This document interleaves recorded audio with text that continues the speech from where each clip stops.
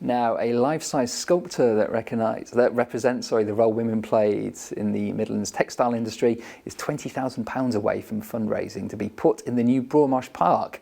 Black-led community group Legacy Makers began the project a few years ago, wanting there to be a landmark standing where back in the 18th and 19th century there would have been poor mill workers' homes and immigrants.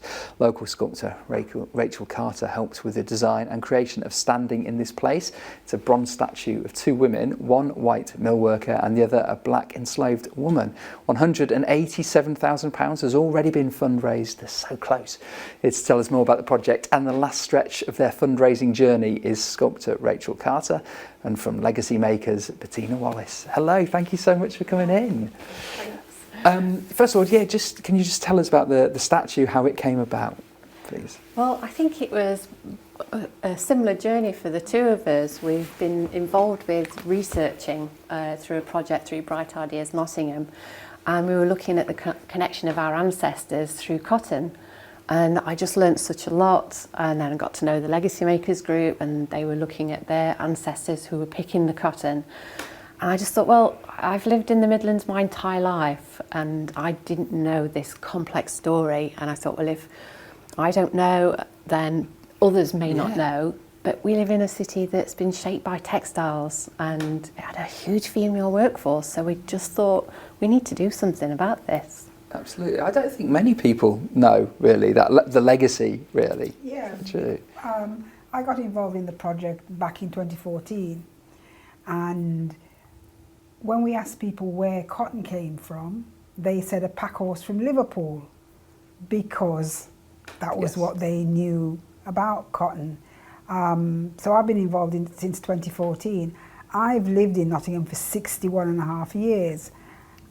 I haven't seen a statue completely at all of a woman, and we've worked really hard. We've delved deep into our histories to find out where me as a black person comes from, and this statue represents, the black woman represents a lot of the black people in Nottingham, the black women, our ancestor. So we're really hoping that we can get this extra 20,000.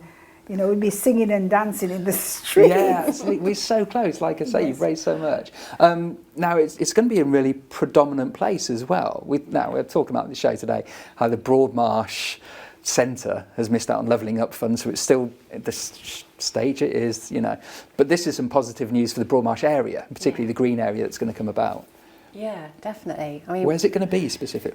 So one of the key things when we first unveiled the scale model and we started thinking about locations is the key thing, I think, for most of us, that we wanted people to ask questions and to prompt those questions, or what are these two women doing, what's their connection, and for them to go on their own journey of discovery. So when the opportunity to have a statue placed in a public park, in an area that was once populated by textile workers, but close to a new library, we just thought that's the space. See that, go and read, and it's a beautiful sculpture sitting on the screen as well.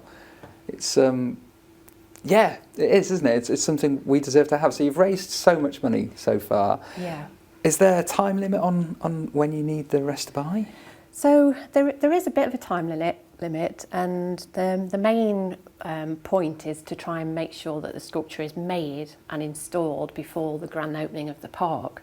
So we've been given an installation date by the team behind the new park, and we know how long it takes to make a sculpture. Right. And if we sort of wait much longer, we lose all of our contingency for any things going wrong. So we're just sort of putting on a deadline.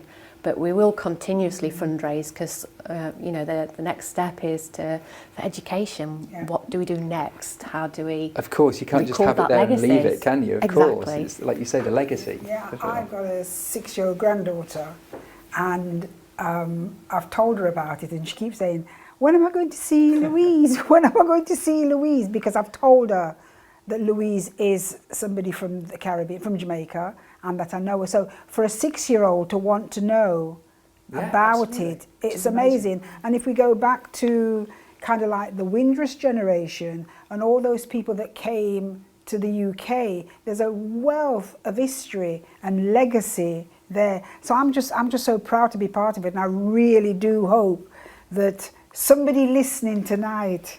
Well, let's find out how can people get involved before we move on.